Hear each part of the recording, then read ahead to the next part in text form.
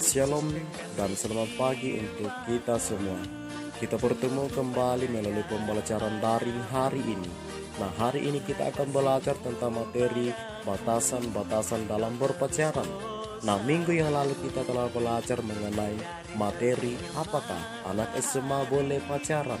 Nah, anak-anak semua telah melontarkan jawaban-jawaban kepada saya. Tentunya jawaban-jawaban Anda bervariasi. Ada yang mengatakan boleh, ada pula yang mengatakan tidak boleh dengan alasan-alasan tertentu. Nah, sekarang kita akan belajar mengenai batasan-batasan dalam berpacaran. Nah, sebelum kita lanjut dalam materi, mari kita minta tuntunan Roh Kudus melalui doa.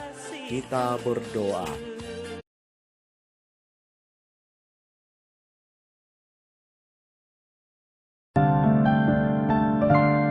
Kali ini kita akan belajar tentang batas-batas dalam berpacaran.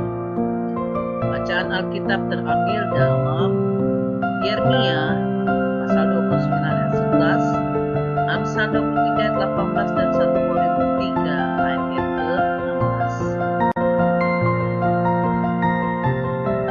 Indikator pelajaran kita kali ini: 1. Melakukan observasi mengenai berpacaran dan batas-batas dalam berpacaran remaja. 2. Siswa menjelaskan tujuan orang berpacaran. 3. Dapat mengeksplorasi bagian Alkitab yang dijadikan acuan mengenai batasan-batasan dalam berpacaran dibandingkan dengan gaya berpacaran remaja masa kini. Mendeskripsikan akibat positif dan negatif dari hubungan pacaran di kalangan remaja. Mendiskusikan beberapa penyimpangan yang terjadi dalam hubungan pacaran. Penjelasan mengenai batas-batas dalam berpacaran merupakan pedoman bagi remaja SMA kelas 10 dalam membangun persahabatan dan berpacaran. Mengapa dikatakan membangun persahabatan? Umumnya remaja membangun persahabatan terlebih dahulu, baru diikuti dengan langkah berikutnya, yaitu menyatakan suka pada seseorang. Pembahasan mengenai batas-batas dalam berpacaran mengacu pada Alkitab. Memang Alkitab tidak bicara secara spesifik mengenai pacaran dan batas-batas dalam berpacaran. Namun ada bagian-bagian Alkitab yang menulis mengenai bagaimana orang percaya harus menjaga kekudusan hidup, terutama dalam kaitannya dengan seksualitas dan erotisme. Menyoroti pacaran dari segi iman Kristen. Dari segi iman Kristen, Alkitab tidak berbicara secara khusus tentang berpacaran. Tetapi Alkitab berbicara tentang etika dan moral kehidupan, termasuk bagaimana manusia harus menguruskan serta memuliakan tubuhnya. Perjuangan cinta kasih dikisahkan dalam cerita Yakub yang mencintai Rahel, yang harus bekerja pada omnya Laban selama 14 tahun supaya bisa menikahi orang yang dicintainya. Meskipun ia ditipu oleh Laban, ia pantang menyerah. Akhirnya, ia dapat menikahi Rahel. Itulah kisah cinta sejati. Tujuan pacaran. Pacaran yang benar harus berorientasi pada kasih akan Allah, di mana perintah Allah yang harus dituruti atau diprioritaskan dalam hubungan pacaran itu. Kita harus menunjukkan gaya hidup yang disetujui oleh Allah, bukan berpusat pada diri sendiri.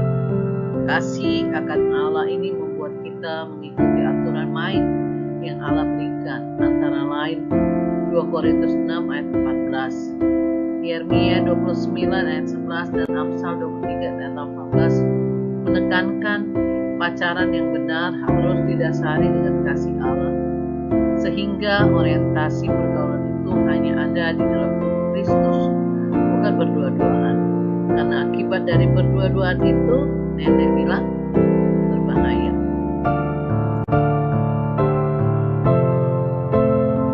Motivasi atau dorongan untuk berpacaran.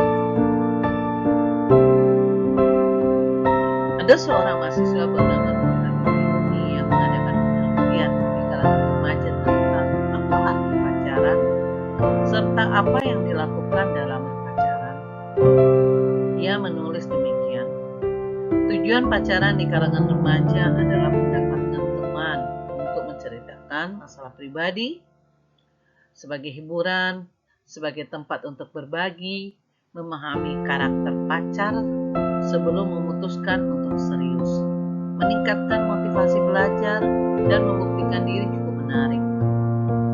Alasan pemilihan pacar adalah sifat-sifat yang dimiliki pacar, persamaan sifat, kepandaian, daya tarik fisik, kekayaan, banyak teman yang tertarik pada pacar, dan latar belakang keluarga. Batas-batas pacaran menurut standar moral Alkitab. Apakah dalam berpacaran dibenarkan berpegangan tangan, berciuman, bermesraan, dan tindakan erotis lainnya? Roma 12 ayat 12 menekankan supaya kita tidak menjadi serupa dengan dunia, atau dengan kata lain, jangan berpacaran yang berorientasi pada keinginan daging yang membawa kepada dosa. Ada perbedaan antara berpacaran yang berorientasi pada keinginan daging dengan berorientasi pada perintah Allah. Perbedaannya yaitu pacaran yang berorientasi pada keinginan daging tujuan mencari pengalaman semata-mata dan kenikmatan dalam hubungan cinta. Dengan pertimbangan mungkin besok sudah menjadi pacar baruan. Sedangkan pacaran yang bertanggung jawab kepada Tuhan melihat hubungan pacaran sebagai kemungkinan titik tolak yang menuju sesuatu yang baik dan dapat dipertanggungjawabkan. Pacaran yang baik adalah yang saling mengisi dan memberikan kebaikan serta berbagi, melakukan hal-hal baik dan benar serta berguna bagi hidup keduanya.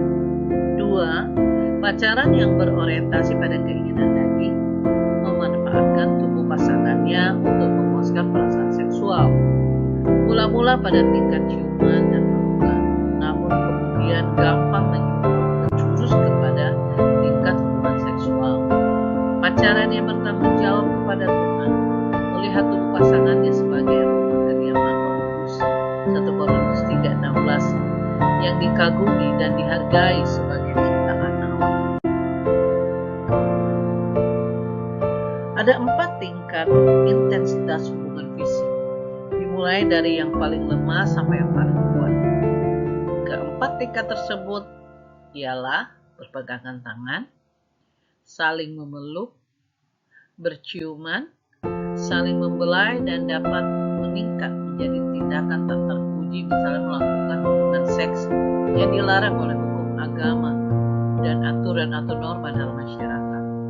Paulus dalam suratnya kepada jemaat di Efesus berpesan dalam Efesus 4 ayat 17-21 supaya anak Tuhan jangan jatuh dalam perciuman dan lain-lain yang merangsang dalam masa berpacaran, karena itu bertentangan dengan Alkitab. Dengan demikian, orang-orang Kristen harus menghindari percumbuan dalam masa berpacaran. Lebih jauh lagi, pengajaran moral Paulus kepada anak muda Kristen di mana saja dalam 1 Timotius 5 ayat 22 bagian akhir menulis, jagalah kemuliaan dirimu. Ada perintah untuk tetap menjaga kesucian bagi semua orang muda, baik laki-laki maupun perempuan. Hal ini penting untuk ditegaskan karena ada pemikiran yang berkembang seolah-olah hanya perempuan saja yang harus menjaga kesucian diri, sedangkan laki-laki boleh tidak suci ataupun tidak murni. Menurut Alkitab, baik laki-laki maupun perempuan harus menjaga tubuhnya sebagai rumah Allah, tempat berdiam bagi Roh Kudus. Bukan hanya Alkitab saja yang menulis tentang pentingnya menjaga kesucian diri dalam kaitannya dengan pacaran. Dalam masyarakat juga ada aturan dan norma yang mengatur mengenai bagaimana seharusnya orang berpacaran.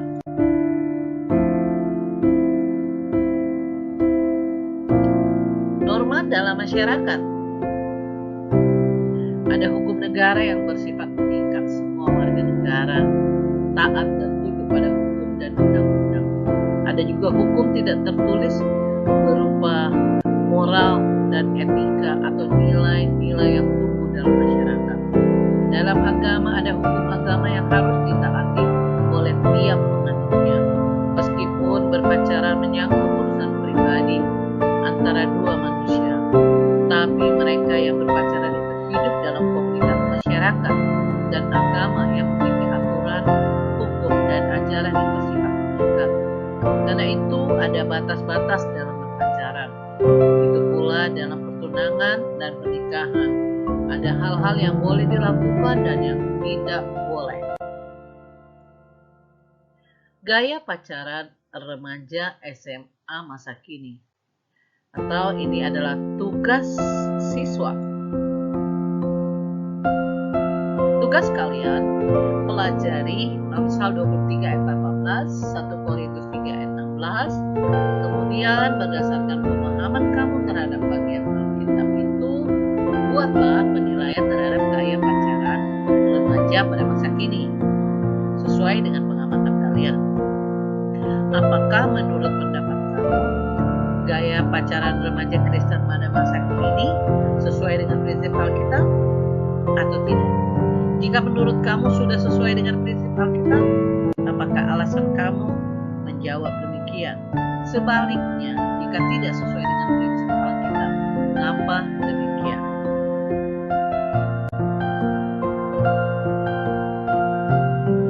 Terima kasih sudah mengikuti video pembelajaran ini.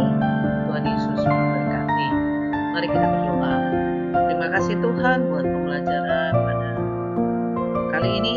Kami mau belajar biar Tuhan mencapai anak kita dapat menjadi pelaku firman-Mu. Mereka mengerti batasan-batasan dalam berpacaran sebagai anak